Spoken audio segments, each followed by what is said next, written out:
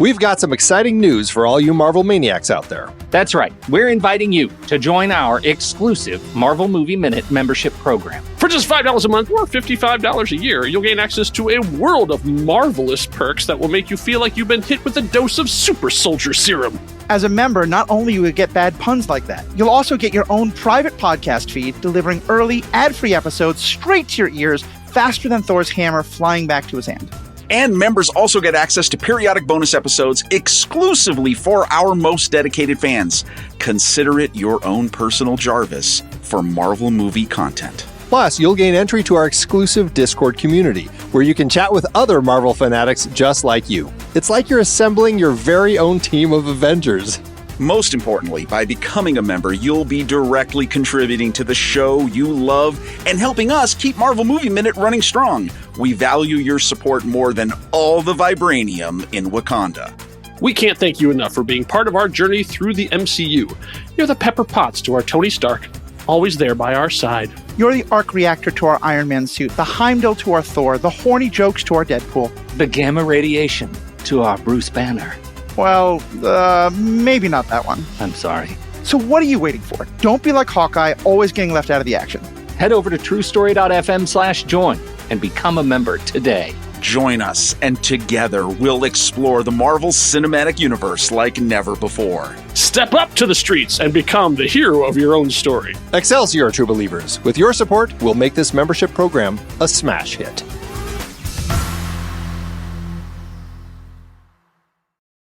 Before we dive in, here's another show you can enjoy in the True Story FM family of entertainment podcasts.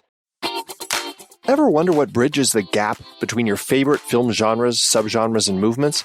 CinemaScope is here to explore these connections, taking you on a thrilling odyssey through the ever-evolving art of cinema. I'm your host, Andy Nelson, and in each episode, we embark on a deep dive into the forces that sculpt the world of film. From the styles you know and love, like heist films or the French New Wave, to the ones you may not be as familiar with, like Turkish Yeşilçam or Brazilian Nordwesterns, my expert guests and I unravel the complex tapestry of storytelling, style, and innovation that defines the world of film as we unpack the myriad catalysts of change that shape these diverse styles. Whether you're a student of film, a creative professional, or simply a devoted movie enthusiast, CinemaScope is your gateway to a richer, more immersive film experience. Don't just watch movies, understand them, appreciate them, and revel in their artistry with CinemaScope. Subscribe today. Hey Pete, ever wonder what Steven Spielberg's favorite film is? You know, Andy, I've heard he loves classics like Lawrence of Arabia, maybe in St. Louis. Imagine chatting with him about why those films resonate with him so much. That's exactly what we do on our podcast, Movies We Like. We've had incredible guests like actress Dee Wallace, cinematographer Eric Messerschmidt, director Steve Miner, and former Disney animators Tom and Tony Bancroft. They share their favorite films and the impact they've had on their careers, offering fascinating insights into the craftsmanship and storytelling techniques that make these movies so special. If you're curious about the magic behind the scenes, subscribe to Movies We Like from True Story FM on your favorite podcast app. New episodes are released on the fourth Monday of each month with early access for our members. Join us on Movies We Like as we explore the movies we all like with the people who make them. And Stephen, our people will call your people. Let's make this happen, puppy. Subscribe today. Oh, you look so good. Look, I just wore my What's That Smell? There Is No Calm t-shirt. One of us understands that this is a formal event. One of us does. I'll do better next time. While Pete thinks of this as a joke, I think of this as a serious dress-up podcast. Welcome back to the Marvel Movie Minute, a podcast in which we assemble, God, that's a bad joke, to explore the films of the Marvel Cinematic Universe 5 minutes at a time. In this, our 8th season, we're looking at Thor: The Dark World. I'm Matthew Fox. And I'm Pete Wright. Hi, everybody. And today we're talking about minutes 1 through 5, which begins with the Marvel logo and ends with Loki telling his dad, "I learned it from watching you." That is such an able callback, Matthew. Thank you. Absolutely Thank you. Outstanding. I wanted to make sure I alienated everyone younger than older millennial. Yes, So, right. Let me start, Pete, because I got to say, while I'm on record that this is not my favorite movie, the first few seconds brought me a great deal of joy because I was really happy to see the actual Marvel symbol, the logo, being flipping through comics pages. Did you miss that at all? Yeah, it's interesting. I had to go back and look at the Iron Man 3 because I thought the transition had already happened. Right. That we were already in this new style. But yeah, Iron Man 3 was the last one that did the flipping pages. And so here we have a new take, kind of an interstitial take on the new Marvel Studios Mhm. logo. I did miss the comic pages. I have to tell you, I have grown to love the embossed metallic kind of Yeah. shapes and pictures logo. But yeah, I this mean, is an interesting time. it's still better than what we get later, which is just clips from the earlier movies. Yes. I feel like what I really liked about these earlier logos and why I sort of was happy to see it, even though you're right, it's not quite as good as the old one used to be, is we still have the paging flipping noises. And to me, part of what that logo did was connected what we were about to see to the earlier comics. And hmm while I can't say that there's been some level of comic accuracy that was lost, I think it's always been kind of up to the individual writer and director. And sometimes comic accuracy means very problematic things from the 1960s and 70s that maybe we should leave in the past. Right. I find I really miss that. So I was like, oh, okay, cool. We're not getting to see, we're seeing images of the comics. We're not seeing images of Robert Downey Jr., et cetera. Yes, that I think is an interesting note because and I don't know. We'll find out. I don't remember when they switched to the actual movie uh, uh, footage instead of the Yeah. comics. I really prefer the comics. I think it's grounding. I think it's really great. I do think it did feel like this was kind of the beginning of a next generation, that Iron Man 3 had no studios on it at all. This is the first Marvel Studios logo. Right. And the fact that we get this updated animation, the significance of that change, right? And how Marvel is at this point with this movie cementing its growing independence from Right. all of the other rights holders that they've been working with in the past, and I think that's really important. This is a logo that manifests scale, and Yeah. that's what we have with this movie. That's certainly true. That's certainly true. Well, we have that. And then we have another tried and true Hollywood method about which there is some debate. And so let me ask you, Pete, overall, how do you feel about exposition in a movie? Because we certainly get a lot of it in this one.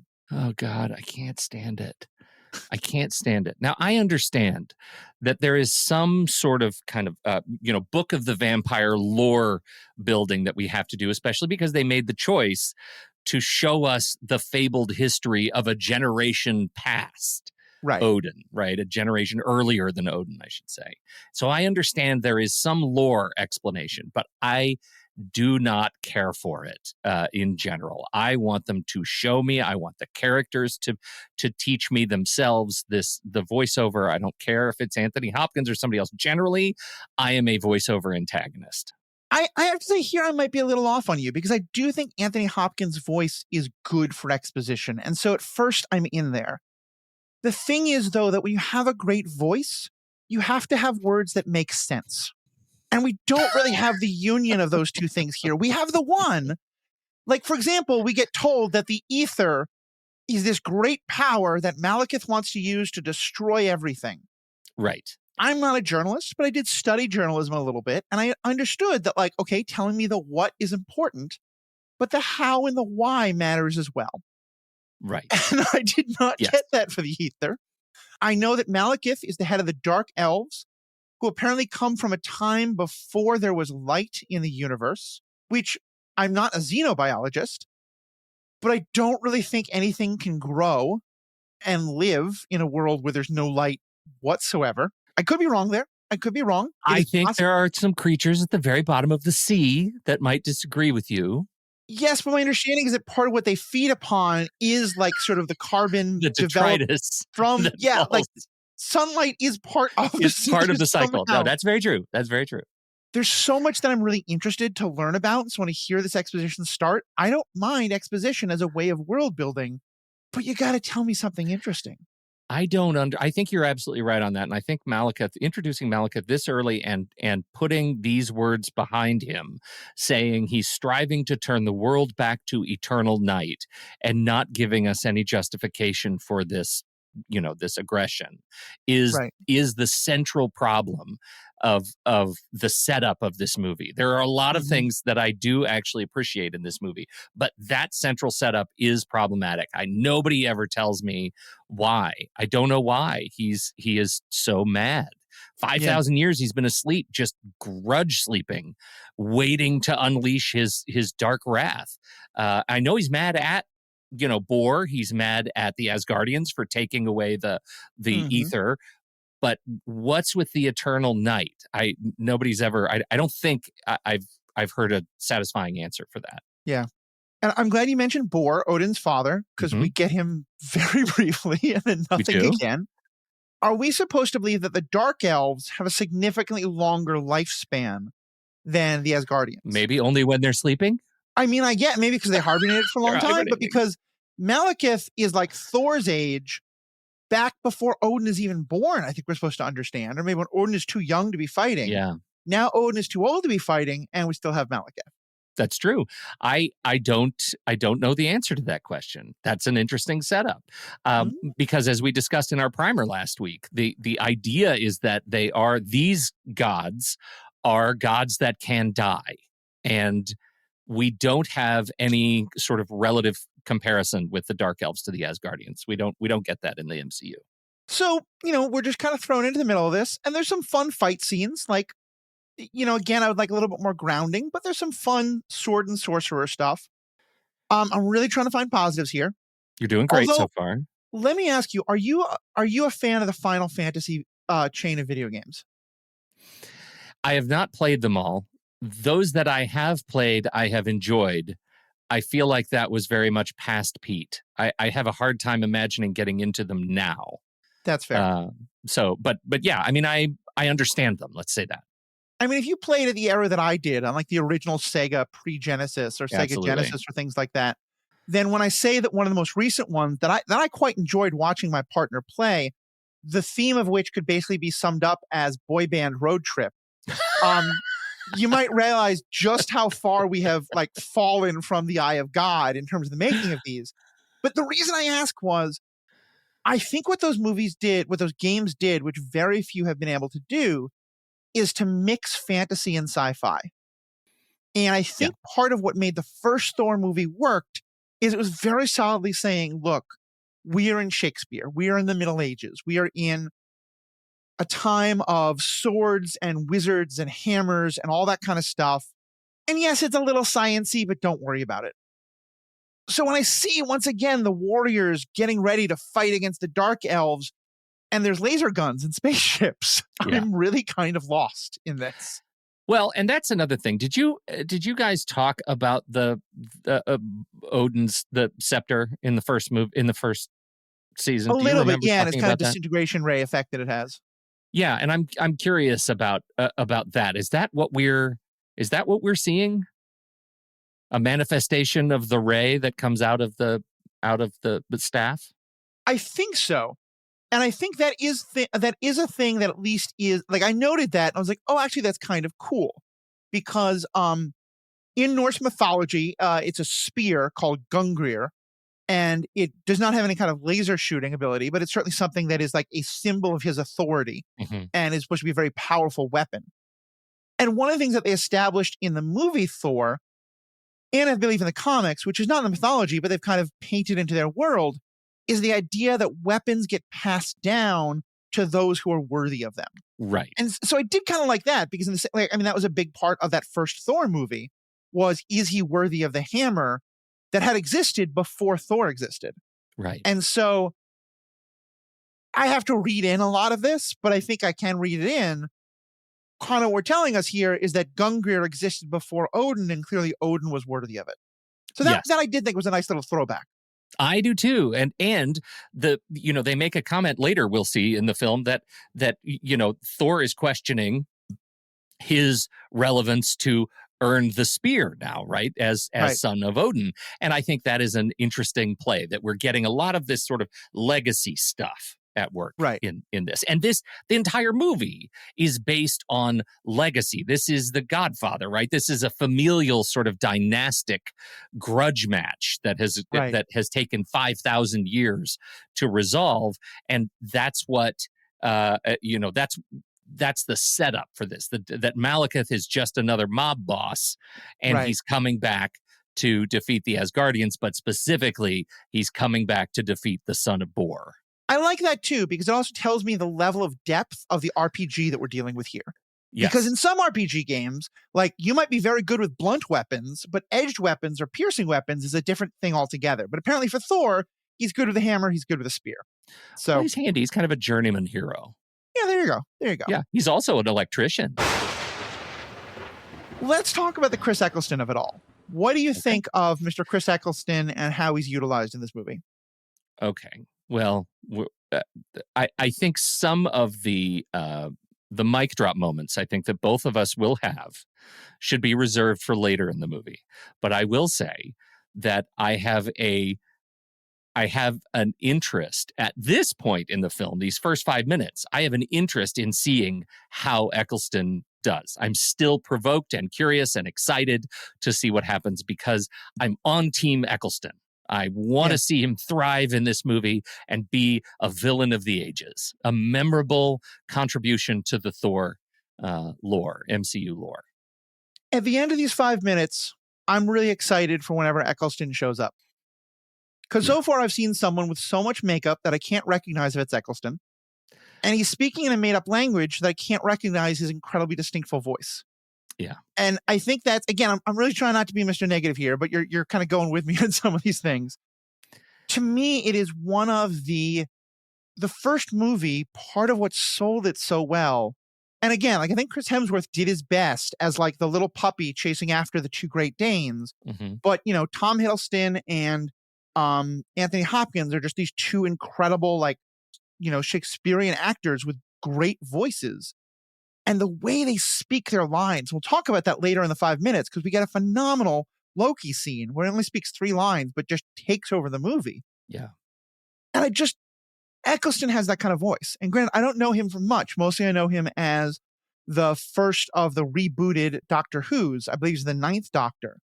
But in that, through his voice, he's able to capture so much emotion and so much, like, I'm showing you this manic energy to cover up my pain, that I remember being really excited and then wondering why in the world they were having him, A, cover his face so much that I couldn't see his facial acting, but even more so, having him speak in this language that just obscured all of his acting ability with his voice. Yeah, I wonder that. I think there's the Alan Taylor-ishness of it. This is turning attention from a humanoid and fantastical universe of something like Game of Thrones.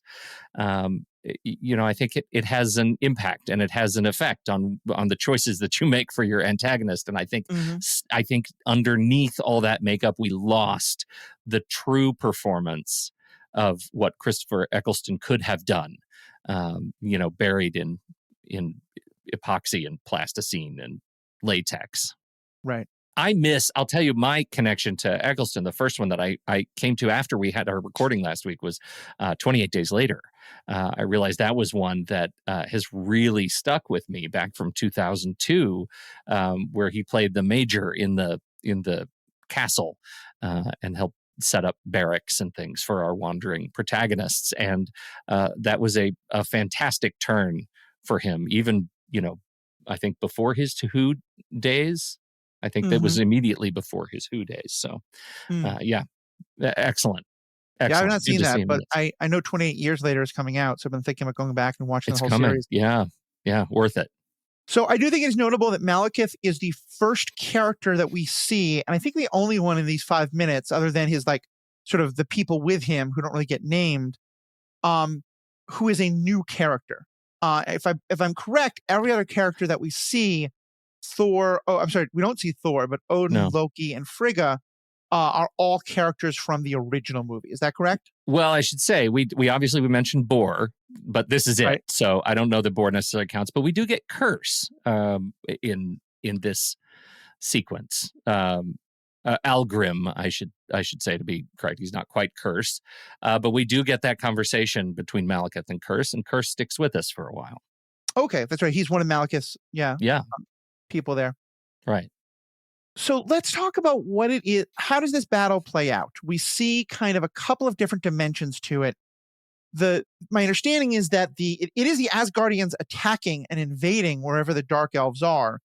But the idea here is that they figured out it's kind of the like, we're jumping in 3 minutes before the bad guy pushes the big red button to stop them pushing the big red button. Is that Yes. a fair understanding of what we have here? Yes. Yeah, it is. Like, this is we're going to send all our forces, Hail Mary battle, to try to get the Aether before it can be used for ill and return us to an eternal night. So it's a rescue, and it's an interesting rescue. So I think so we've got the narrative dimension, right? That's what's happening. The scene design, like the production design, it's all the whole thing is CG, right? The only Malekith, Curse, and Boar are the human actors. They're all filmed on green screen. Obviously, this whole thing is essentially animated, in spite of the fact that a lot of the movie has a real allegiance to production, like to actual physical production design.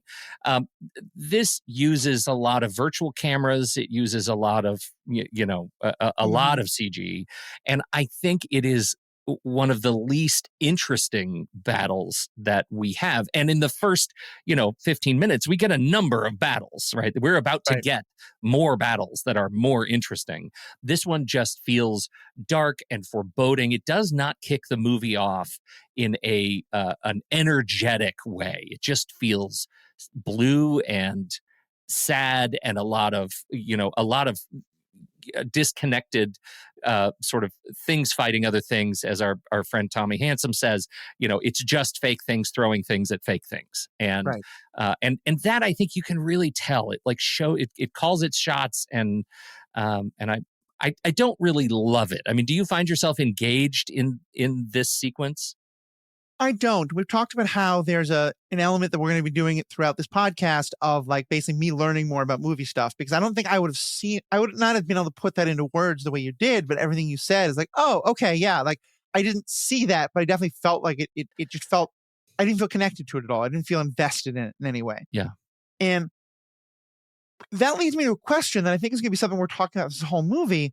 Does this feel like it's a lower budget? Because there's an extent to which there's a conclusion that I might be drawing to that I don't want to go into too much depth with yet, but that this movie didn't really have quite as much investment and quite as much behind it. And that was my first thought, is it feels like this is kind of lazy and kind of slapdash compared to the battle scenes from the first movie. But I also know CGI is really expensive. So does this feel cheaper to you than the original? Or does it feel like, no, actually they're paying a lot of money, they're just not very good at spending it?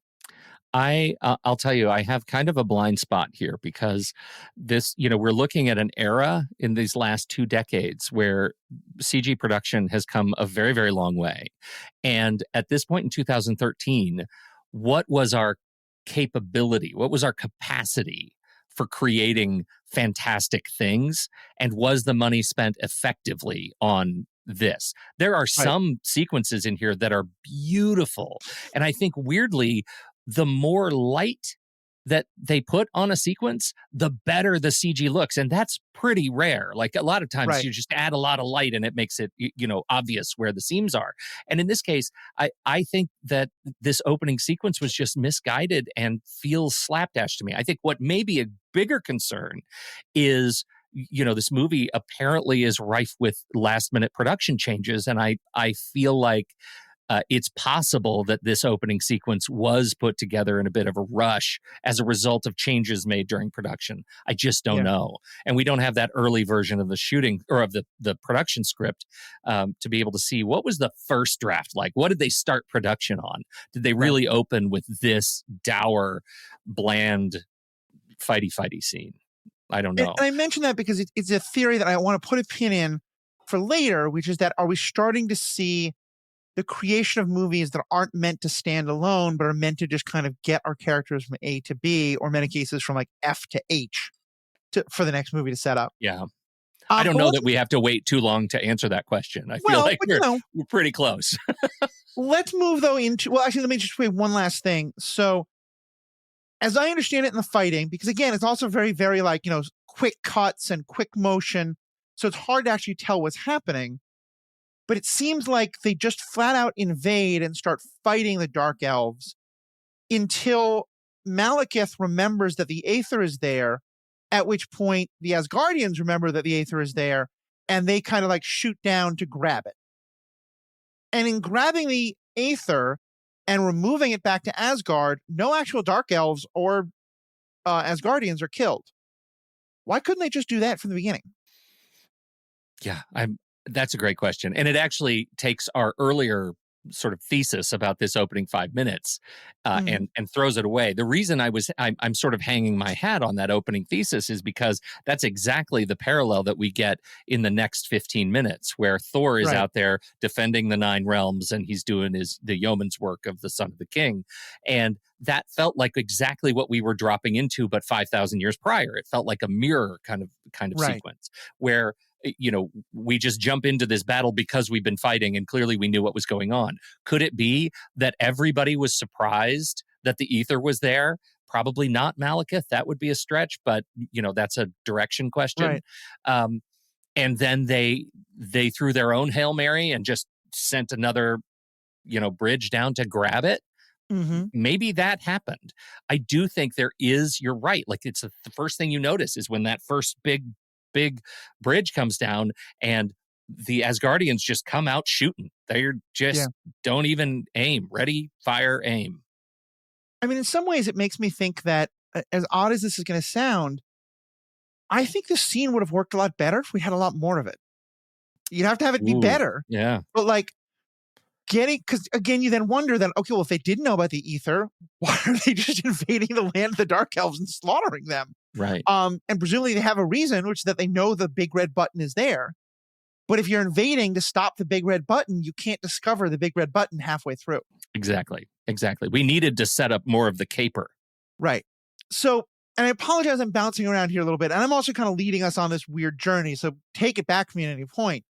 But I'm going to jump to a different part of our discussion that we're going to have from time to time when it comes in, which is connecting this to the larger MCU.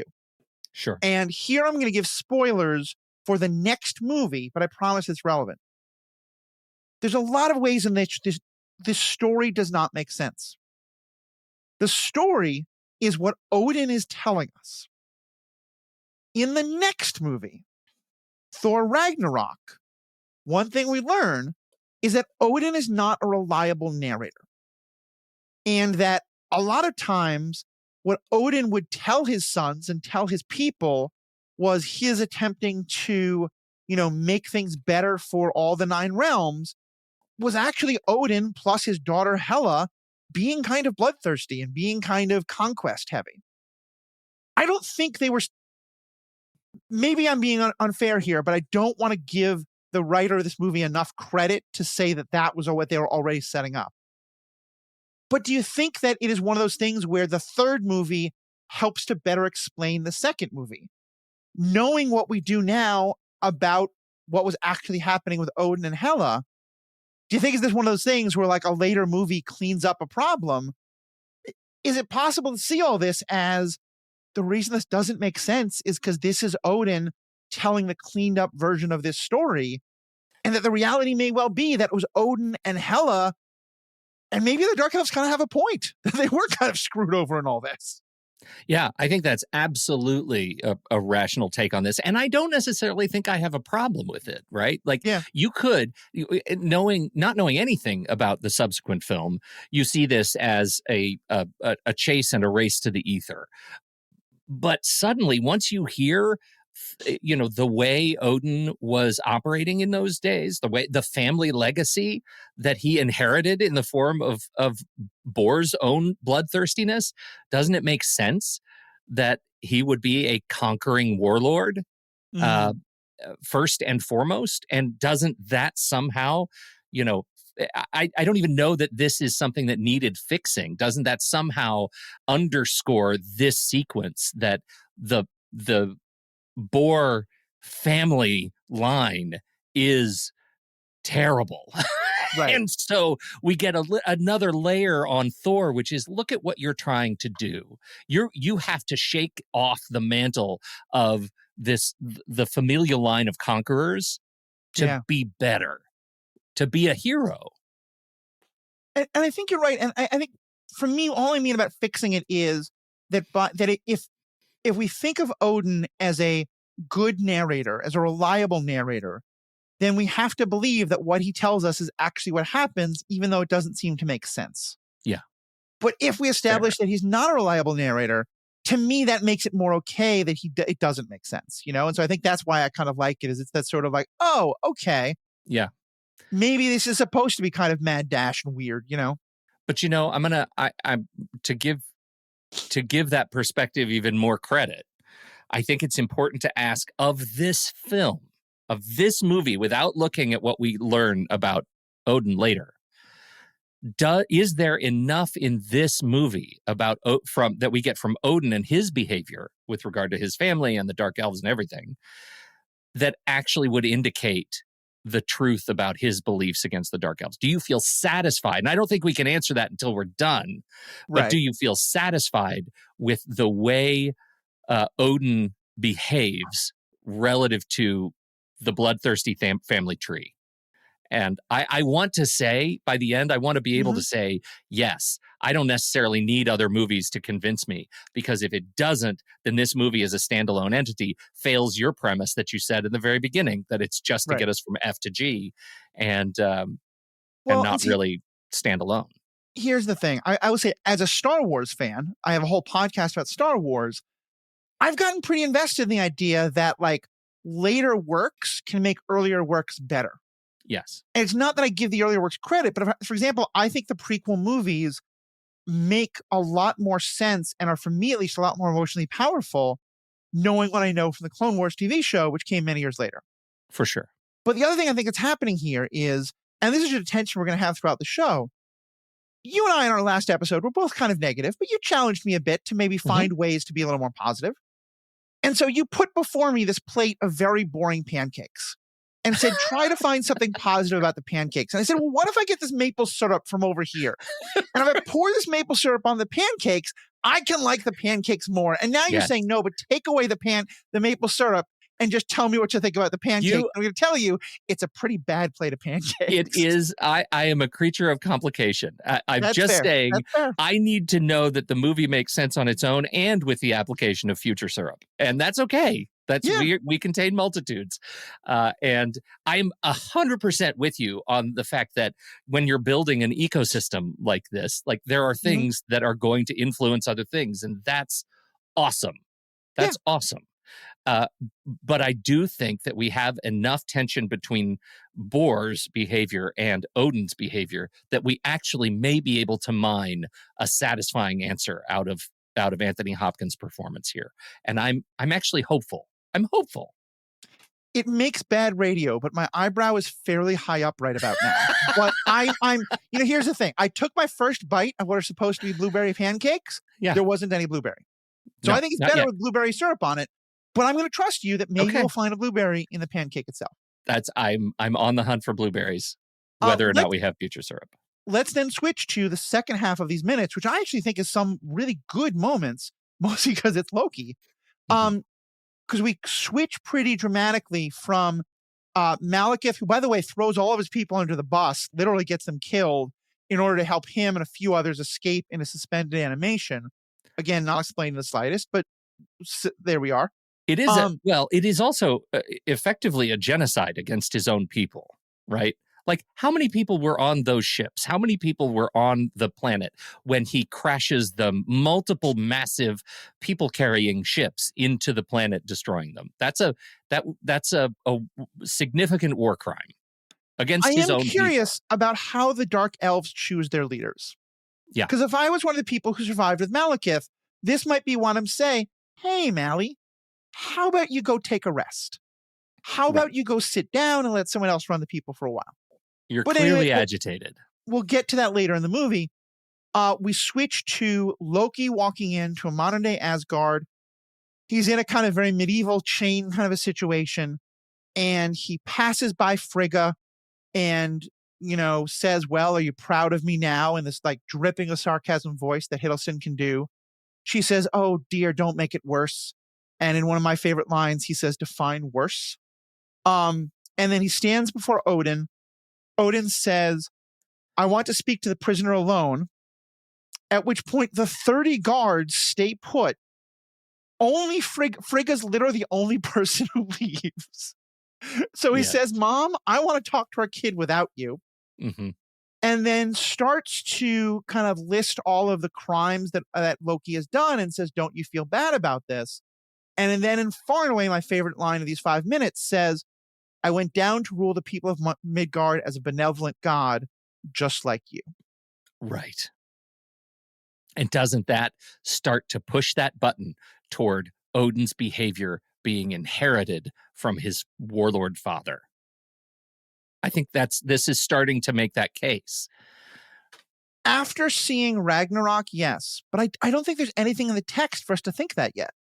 Because everything we've gotten from the first Thor movie and from this one, like he says to rule as a benevolent god, when clearly if we saw the Avengers, we'd know that's not true. So to me, what this reads as is Loki just flat out maybe he's lying to himself, but he's also lying to his father. But what if Loki is being honest? Are we never going to give Loki credit for being authentic? I know he's the trickster god, but here he is in chains having a moment where he gets to say his piece with his father. And do you think he's going to be like, is his first instinct to be disingenuous? Well, that's why I said lying to himself. I think he does believe that what he was doing was benevolent. That great scene in Avengers was talking to people in Germany and saying, I'm giving you freedom from choice. I think he honestly believes that, the way most fascist dictators believe they are he's not fascist, he's authoritarian, but the way most, tyrannical dictators believe they're the hero of their own story. But I think we, the audience, are supposed to see Loki there and think, oh, he is so lost. Because clearly Odin is benevolent god and rules as a benevolent god in a way that Loki is wrong.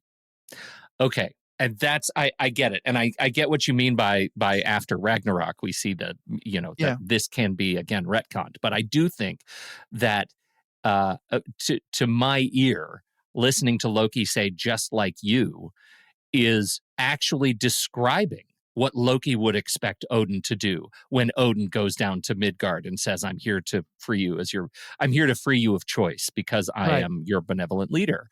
He is describing the core tenets of authoritarianism and ascribing them to his own father. Right. And that's something that's chipping away at the image we have of Odin, this complex image of Odin. And I think it's important to note that it comes from a character that has been a notoriously unreliable narrator in our past experiences with him. Loki is a trickster god. Right. Right. And so why should we naturally expect him to be honest at any point? And yet, if you take him honest here, you start to chip away at what we know is to come, that Odin has a history that is deeply checkered. What you're saying that we've seen that from Odin, but I am, and I watched the first Thor movie again pretty recently. I'm utterly baffled as to what you're referring to. No. I'm talking about the backstory we get with his relationship with Hela and the conquering warlord stuff, right? But I was thinking if we're just looking at the pancakes without the syrup, that is now going to be the metaphor we use for the whole rest of the podcast. Future syrup, right. I think at this point, Loki saying this does not give us any reason to doubt Odin. Because to this point, all we've gotten is that Loki is so self-deluded. It's kind of the beauty of the trickster god that he's tricked himself more than anyone. But I think I'm leaning onto your future pancake model. And I think looking at the next movie as a way to reinforce messages that were here all along is actually quite lovely. That's fair. Yeah, that I can get behind. I can get behind that. And that there may have even been some, again, what I really want, and maybe we just have to wait 30 years till all these people die and we get all their diaries or something. But I want the history of all the people who had all the discussions in this. I want to know, did Taika Waititi go to Alan Taylor and say, hey, when you had Loki say that, were you thinking that he might kind of be right? And Alan Taylor would be like, yes, please pick up on that thread. And then Taika Waititi runs with it. Like, Because you're right. I think once we have Ragnarok, this scene makes a lot more sense. Yeah, for sure. For sure. So what do you think? I'm going to step back a bit because the audience has heard me talk about Loki at length. But of course, you and Andy are not the same person, contrary to popular belief. Took me only about six months to figure that out. What do you think of Loki and Tom Hiddleston's portrayal of him? Well, he's a grand hero of the MCU for me. I have loved Hiddleston's performance of Loki from day one, and from the Avengers, from watching him sort of reveal his soft underbelly through all of his darkness and trickstiness. And then, of course, my fandom of Loki just blossomed with the show, which I think is at the very top of what the Marvel, televised experience is. Certainly, absolutely in line with my favorite MCU entries. It's just great, great, great work. And so I think Hiddleston is a fantastic barometer for what goes on around him, right? And I think he makes things better in this movie too, even. Yeah, I think so. And I think we get something really nice that really helps to set up a lot of what we get with him. I did not love the TV show the way you did, but clearly in it, the death of his mother is a major motivating factor for him. Mm-hmm. And I really like seeing this kind of dynamic between him and his mother and how different it is from him and his father. Because it does feel like the kind of relationship where, both parents might not like what the child is doing, but one is kind of very stern and firm, and the other's like, oh, but he's our Loki. Can't we let him go? And, right. And she's really just trying to keep the emotional piece of the situation. But of course, I think what's interesting here is, and I think says so much about Loki's character, is she doesn't defend him. She doesn't, she loves him, but she's still in that kind of like, oh, Loki, you made things bad. Please don't make them worse. Instead of referencing the pain. And like, as he says, define worse. How could this be worse? And it strikes me that when Odin, frankly, doesn't have the guts to say, Frigga, you're too soft. Let me, discipline our kid alone. He says, will you, leave me alone with him instead of just saying, Frigga, please leave. The fact that Frigga leaves, I think, and I don't blame her for that. It's not that Loki crashed the family car. Loki tried to commit genocide on one of the 9 realms. But still, there's such a, to me, I understand his pain so much when Frigga leaves him alone and doesn't stay and try to defend him in some way. Well, and aren't we looking at, and I'm not the Norse guy here, but wasn't the Norse sort of culturally, the Norse history wasn't it patriarchal? Should we have expected a matriarchal heroic moment in this sequence? I don't think so. And that's again where we get the Marvelication of it all. Because I don't know. Mm-hmm. I think in the traditional thing, you are correct. But we do establish, traditionally also, Loki is kind of treated as an adopted brother of Thor. Right. And he's kind of a child of Odin. I think one thing that they have to understand about Norse mythology, especially, even more so than in Greek mythology, is that everyone just understands that there is chaos in the world. And in the same way that you're like, well, I hate the storms, and the storms make a lot of us drown, but we need the storms so that, our crops can grow. We need the chaos in the universe because it's what makes things possible. Right. And in Loki, you have this, he's a personification of that and of tricksterness and of chaos. But because he's also this primordial force, the idea that Odin would ever say, Loki, you're banished or you're punished, it just doesn't exist in Norse mythology because he's just he's the missing stair. You have to just keep him around. Right. I've been kind of driving the bus for a while. Let me hand over to you. What do you want to talk about from these minutes? Well, I have just a couple of things. First of all, we talked last week about the primer. In our primer episode about the history of the comic book lore. And I should just say, to reinforce, our first introduction to Malekith was Thor 344 from 1984, Algrim and Curse in 347, 1984 as well. These are the Walt Simonson run, which absolutely redefined Thor. And so that is an era to read if you want to hear most of what comes out of the books manifest on screen here and in Ragnarok. This would be the Surtur saga. And there's some good stuff in there. The movie invents the Aether, right? This is a thing of the movies. There is a reality gem in the comics, but that's not what this was about, right? The Aether is a manifestation that was built by the film.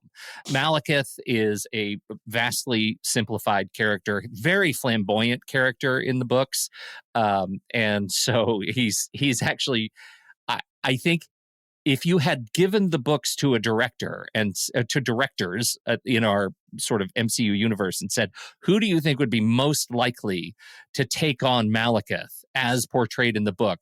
I would have said dollars to donuts. That would have been Taika Waititi, right? Interesting. Okay. That would have been his book. So I think when you look at Taylor's version, that's funny. Then we're looking at taking something that was flamboyant and making it grim.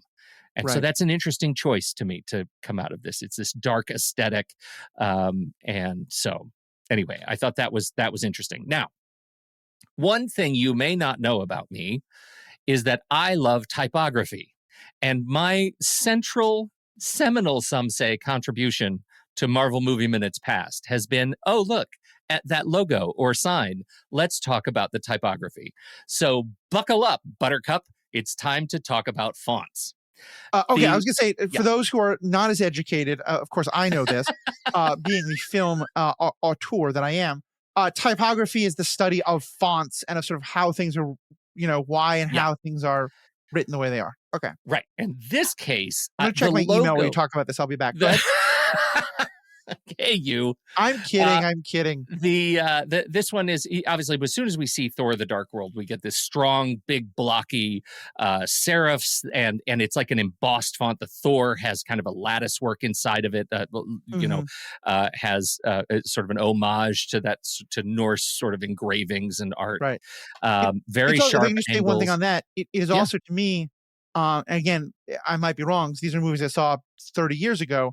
But to me, it's also kind of a throwback to the classic Hollywood epic movies like Ben, that's the kind of typography that Ben-Hur, those letters were written and stuff like that. Big stone kind of motifs. Absolutely. And so this has a strong influence of the Norse runic and the Celtic manuscript lettering, which I think is really beautiful. It is the typeface of this film. I always try to find the official typeface. This one was based on some typeface that was then heavily modified by Marvel. So finding an exact sort of stroke match of this typeface is very, very difficult. I believe Modi Thorson is the typeface that has been created as a response to this movie, which came about in about 2013, and you can find it online. So that is the logo. It is its own font, but based on something like Trajan, which you might find in your font book. So very, very fun. And I think the typography in this movie, you have such a playground because it's not just like military font, right? This is a font of history. This is a typeface of girth and foundational sort of elemental behaviors. And I think that makes it really fun. So this will be my first watch of the movie, the 5 minute by 5 minute, looking for other typefaces used in the film. But get ready because I'm on the case. Well, now I'm actually quite curious because this movie, like maybe a subset of movies, but particularly often in fantasy science fiction, uses a lot more words on the screen than others do because we have characters speaking in foreign languages. Right. So I'm curious, either for this movie, but also in general, is there often a lot of typography and symbolism that goes into the way that subtitles, not subtitles for the hearing impaired or the autistic, which I use all the time, but for the just like the translation of Malekith and the other Dark Elf speech, my memory is that it was very just a kind of basic, like read the text on screen. But is there anything that goes into those? I'm so glad you brought that up, and we're going to have to talk about that next week. I think they actually use a variant of the subtitle font, the Dark World, as the expanded text across the bottom, but that may have come in later movies.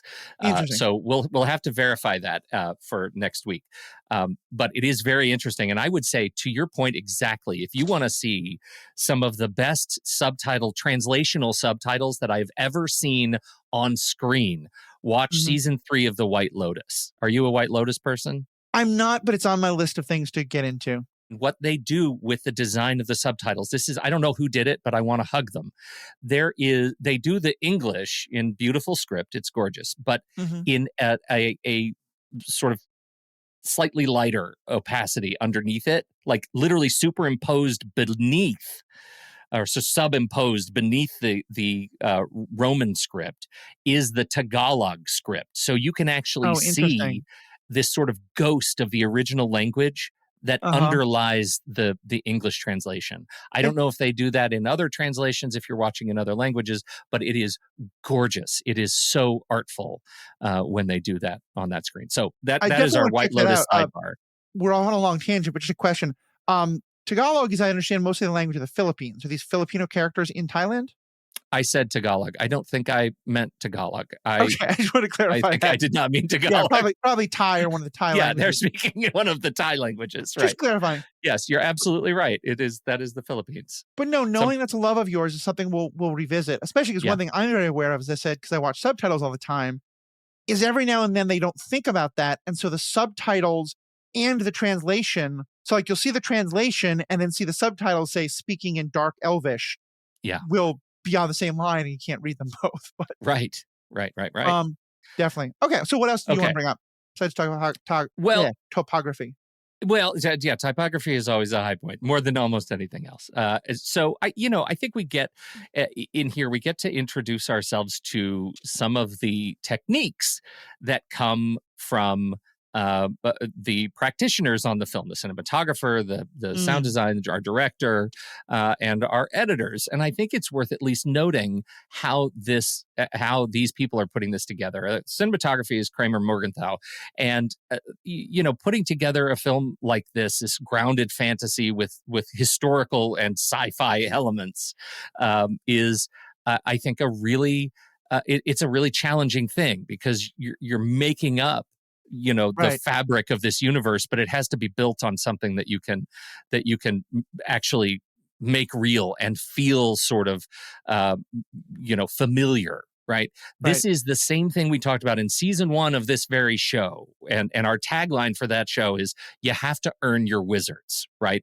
The reason they can get away with so much of the celestial stuff in this movie is because it's grounded in a history that we at least have been exposed to as human beings on the planet Earth. Right. That's the earning the wizards part. We know about Norse stuff. We can sort of expand our sense of disbelief and accept the other celestial god of lightning stuff. Right. So making that, I think it makes a lot of sense for the Feigean team to go to somebody like Alan Taylor and say, hey, we need you to make this gritty, realistic, historical feeling, movie that is essentially our Empire Strikes Back for our first 3 Thor movies, right? That's going to, we know it's going to be dark. It's going to put our people through hard stuff, and you're going to do it because you came from Game of Thrones. And by God, if anybody knows dark, you do. So they, I think, choosing to do things like, we'll see these location shoots in Iceland that are just gorgeous. We've got, all of the way they use light and color, the fact that the dark elves are in this like moonscape color, this darkness. And yet as soon as we transition to Asgard, it's golden light, it's warmth, it's flowing fabrics of color. It's quite lovely. Transitioning, we can't talk about color without sound, right? Brian Tyler did the compositions, but the sound designers, Will Files and Dave Hughes, they developed some signature sound effects. Right. Obviously, we have, kind of the history of Mjolnir's movement and impact sounds and those things, but the Aether screams. Did you notice that? Mm-hmm. The Aether has a scream. It's incredible. The Aether has a scream, and it's interesting how a lot of this is new, but obviously it's playing with language that's already been created. As little as made sense to me about that opening scene, when the light comes down and surrounds the Aether and the kind of tablet that's holding it, I immediately knew that was the Bifrost, both because of the light Yes. and because of the sound. Yes, absolutely. You have a sense memory of it. Svartalheim's design is all grumbling rocks, like giant stones sliding against one another. And we actually have a sequence of the big doors opening and they're grinding rocks against one another. That sound happens as kind of an underlayer across a lot of that battle. And as soon, again, as we transition to Asgard, we get chimes and glowing sounds, right? We have these bright sounds, these reverbs, echoes. It's like the sound of air kind of blowing around you. It's really quite lovely. Mm-hmm. So I think they're using sound, using these sort of tonal elements to differentiate locations very, very well. And the movie was largely praised for exactly this. So, if we want to find some light in this movie, just listen to it first, and maybe we'll find something to hang our hats on. I think it's really, really good. I will say one last thing about the editing. Go for it. I think they do, I think, an able job of sort of dynamic shot selection and things, but there is a constraint when editing action sequences that we've seen in talking about them over the years, which is that it's easy to mistake busy for intensity, right? And excitement. And this opening scene, I think, is more busy than it is exciting. And that's problematic. Does that theme carry over in the rest of the movie? I don't know. But one of the things you can find on YouTube is search for fan edit recuts of these major battle scenes in Thor: The Dark World, because there are a lot of very able people who have been able to sit down with the source material of the movie as was and make it something even better. I mean, just really great, just through the power of editing these things and cutting it, making it shorter, cutting down or replacing that opening dialogue. There are people who have really embraced the idea of taking this movie, which is pretty muddy, and turning it into something deeply energetic. I'll have to check that out because, and again, not to be negative, but just pointing these things out. I think for me, part of why everything you're just talking about doesn't work in terms of the contrast between this very dark gray and dark blue, cold, lifeless world compared to the rich golden color of Asgard, is that I've seen it before. Yeah. The land of the frost giants. Like, I think part of why I think this always didn't work is in some level the dark elves feel like they're just frost giants plus. Second-rate frost giants. Because look at what you had with the frost giants, too. The world of the frost giants was gorgeous and blue and crystalline, and ice does a lot to actually dress up a bland scene. And here we have the frost giants without all the stuff that actually makes it look even more beautiful. Right. And if you tell me that someone is a frost giant and then tell me that they hate the light, I don't question that. They're made of ice. They don't like sunlight. That clicks for me, in a way. Yeah. And there's just a visual language that those words evoke. So, and I think part of why I think of that is how much, I think Ragnarok kind of changed that. And this would be a topic for later discussion. But I have a lot of thoughts about how the MCU does villains. Mm-hmm. If you listen to my own podcast, Superhero Ethics, I get $5 every time I do a shameless plug. So check that off. I talk about villains all the time, and that for me, good villains really make a movie or TV show, and bad villains can really break it. And I think a lot of times the MCU did what I would often refer to as mirror villains, where it's, Captain America fights someone who has a super serum. Ant-Man fights someone who can change shapes. Hulk fights another big monster. And I loved that for the most part, the Thor movies didn't give us that. I want, well, we'll get to more when we see more of it. But I think it's part of why that visual language doesn't click for me as much. Agreed. You're right. It doesn't, we should look at this movie on its own, but I definitely recommend rewatching Ragnarok as we think about this movie and using that lens to now ask what makes more sense when you think that this might be kind of Odin's propaganda instead of like a full retelling of, because it's as I said, part of what, like, when it comes to Star Wars, there's an awful lot that I don't like about how they did things in the earlier prequels, but you still need that. You need to tell the story of Anakin and Padme falling for each other, even if it's very badly told, to get it. And I think for Ragnarok to make sense, you have to believe that Thor fundamentally believed his father was always telling the truth. Yeah. And so stories like this help to reinforce that. This is it. We did our very first minutes of Thor: The Dark World. I think I have to say, I think we're brave to take this on when no one else on the team wanted to do it.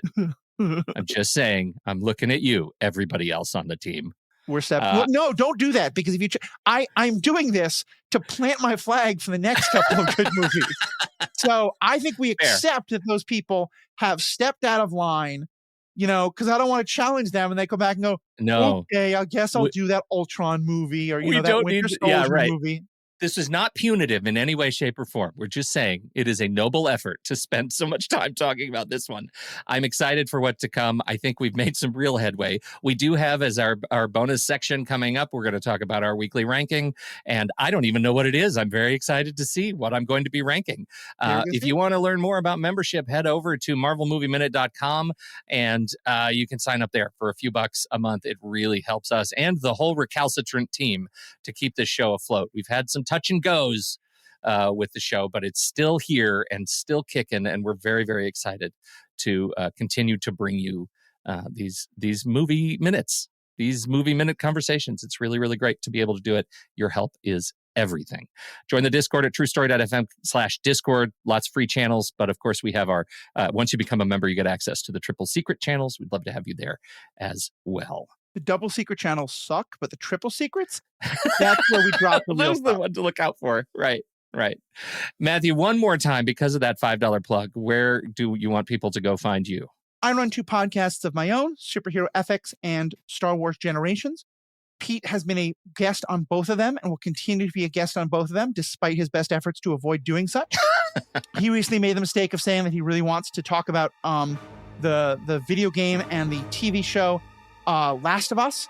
I planted my flag in the Make Me a Nerd podcast to talk about it, but Pete said, oh, darn, I wish I could have talked about it. So granted, Pete, you're not going to talk about it with me on Superhero Ethics. And you can see all of that by just going to theethicalpanda.com. The Ethical Panda is my gnomed internet.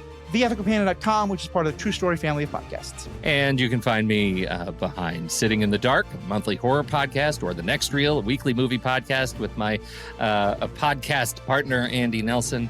And I do a lot of other shows. You into divorce? You into ADHD? What are you into? I got a podcast for it. It's my love language. Hope you come to truestory.fm and check some of those out. Thank you, everybody. Marvel Movie Minute is a production of True Story FM, engineering by yours truly. This season's music is by Matthias Forster. Find the show at marvelmovieminute.com. If your podcast app allows ratings and reviews, please consider doing that for our show.